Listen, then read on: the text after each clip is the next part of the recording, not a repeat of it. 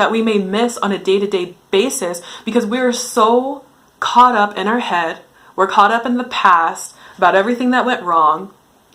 And then we're caught up in the future about everything that might go wrong because of everything that went wrong in the past. And we're never truly here in the present, experiencing, perceiving everything that's actually happening right now around us. We're not picking up on it. We're not in tune.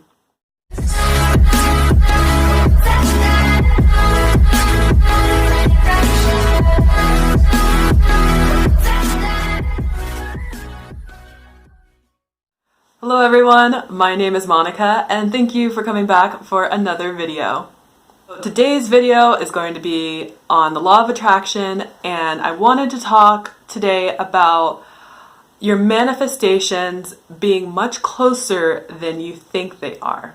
If you haven't heard of it before, there's something called the 17-second rule, and it's when you hold, you visualize something in your mind for 17 seconds of what you want and you feel as if you want it, then you've already manifested it.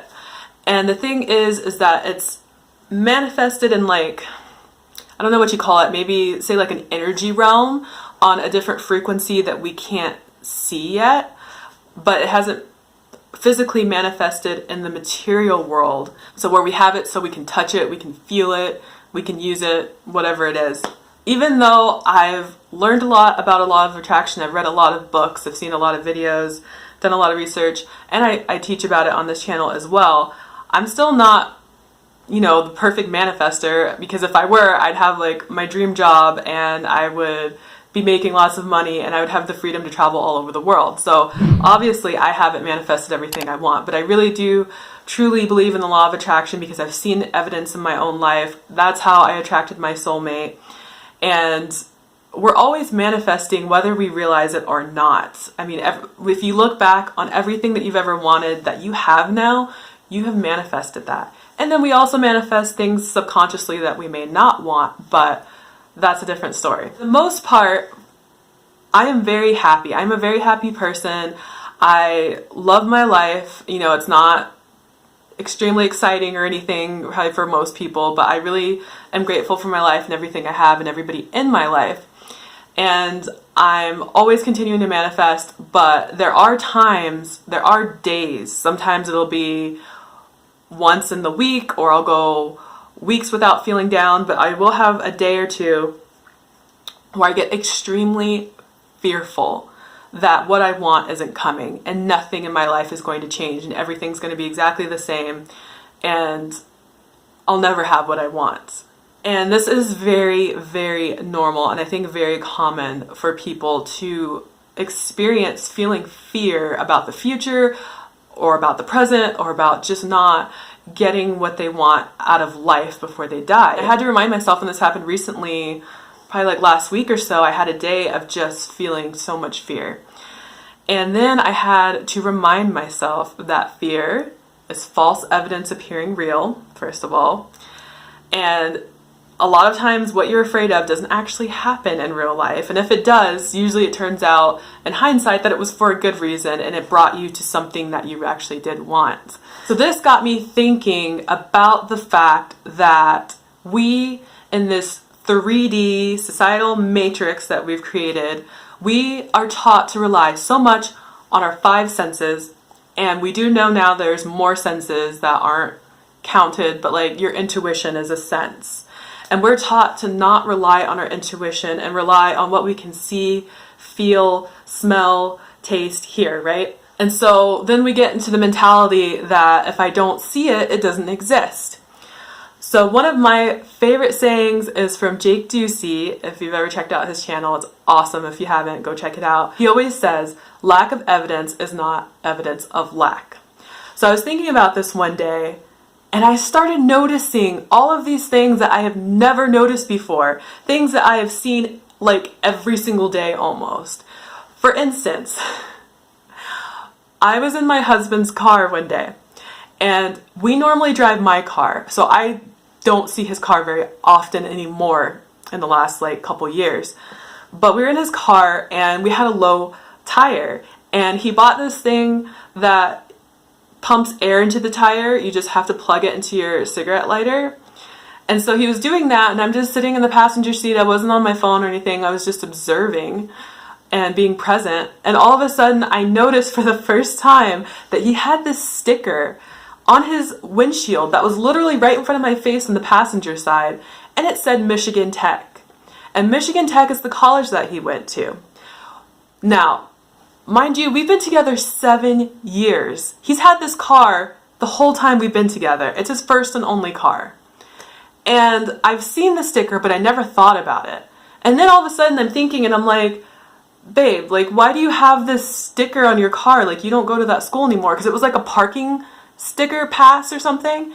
And then he was like, oh, well, it was on the car when I got it. Like, the previous owner had this sticker for the parking, and that's where I picked it up from, and I never took it off. And I'm just like, whoa, like, why haven't I seen this before? Seriously, this is crazy. And then another day I'm shopping at Trader Joe's, which I go every single week for the last like year and some months. And I'm trying to be more present and more aware of my surroundings and, you know, observing again. And I see this huge mural above one of the food sections that I go to all the time. And I'm like, how the hell did I not see this painting? It was beautiful. And I was just like, how many other things am I not actually seeing? Even though I may be passing by, or I might actually be seeing it, but I'm not taking it in every day. I'm not really registering it. And then my last example is, if you've ever seen a movie or a TV show, which I'm sure almost everyone has and everyone watching here has, there are so many things going on in the background. And the reason why I thought about this is because I used to love acting. I really wanted to be a famous actress, and I got to be an extra in a couple of movies. And I spent like up to a week on each set, and I would spend like 10, 12 hours a day waiting around and then going to the background scene. They keep shooting the scene over and over and over again until they got it right or whatever. And I always wondered, like, what are those background actors doing? Are they actually, because they do a great job. I'm like, are they actually pretending to talk about something? Are they in character? Are they actually talking about real life stuff? Like, what is their story, you know? Because we're always paying attention to the main characters. And I remember one of the movies, we were in a club scene, and we were pretending like we were, you know, clubbing, dancing, sitting around at the tables, drinking. And I got paired with this other girl and a guy, and we had never met, but we're sitting at the table and we're actually having a real live conversation. My actual point being is that when we watch movies, a lot of times we miss what's going on in the background because our focus is on the main characters. And there's a lot of times, especially with Disney or Pixar movies, they have what you call Easter eggs. And those are hidden, and they're not really hidden, they're like in plain sight, but most people don't notice them. They'll have these symbols, or they'll have these characters from different movies that actually aren't in the movies, and they'll put them in the movie, and certain people will catch them. And I'm always like, how do people catch that? I never saw that when I was watching it. But a lot of times we think that if we don't see something exactly with our own eyes, even if it's right in front of us, that it doesn't exist, that it's not there. Someone will be watching the same thing as us, and they'll be like, oh, there was an elephant in the background. You're like, dude, no, there wasn't. Like, what are you talking about? I didn't see an elephant, so the elephant didn't exist. And I even heard of this test called the gorilla test. And I don't know why it's used exactly or what the whole point of it is, but I read that they'll have participants watching a basketball game, and then sometime during the basketball game, there will literally be a gorilla who comes across the court, and they start beating on their chest, and it walks off the court.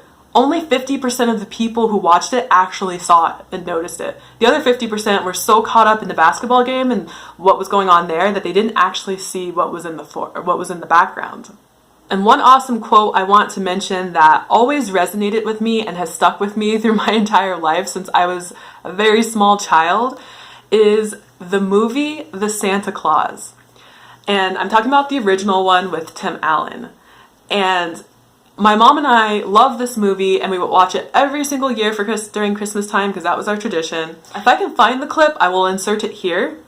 I see it, but I don't believe it. You're missing the point. What is the point? Seeing isn't believing. Believing is seeing. Kids don't have to see this place to know that it's here. They just know. Seeing isn't believing. Believing is seeing. Just because you can't see something doesn't mean that it's not there.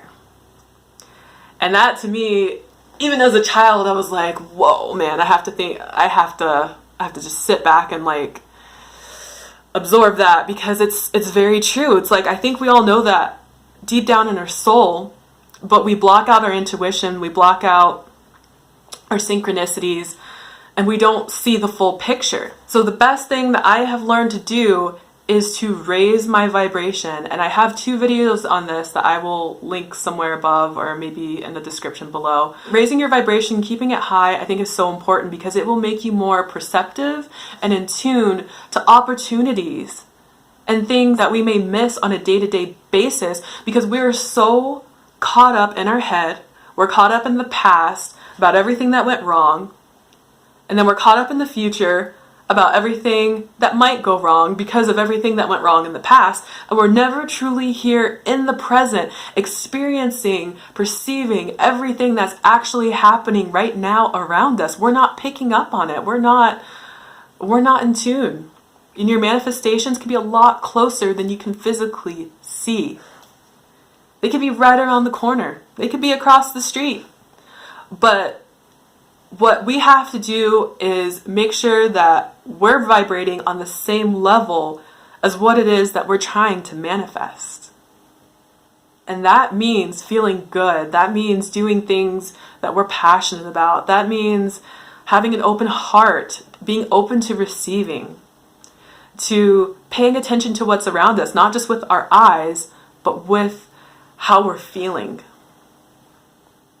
And then once you vibrate on the same level of what it is you're trying to manifest, it will come that much quicker. So worrying really doesn't do anything good or productive for you. I know it doesn't do it for me. I know it's a very hard habit to get out of, but I'm working on that every day by focusing on what I'm grateful for, appreciating everything that I have in this moment, because I know a year from now, everything is not going to be the same, even if it seems like it right now.